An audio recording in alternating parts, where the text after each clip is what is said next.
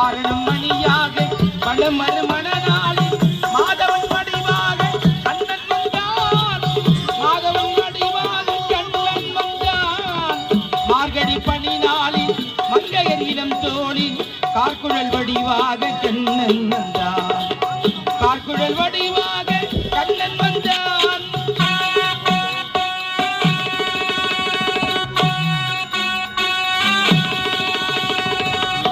மகள் பாஞ்சாலி பூந்துயில் தனை காக்க எஞ்சலின் வடிவாக கண்ணன் வந்தான். எஞ்சலின் வடிவாக கண்ணன் வந்தான். போர்முகம் பார்த்தனி புயங்களை காத்திட ஈதையின் வடிவாக கண்ணன் வந்தான். ஈதையின் வடிவாக கண்ணன் வந்தான்.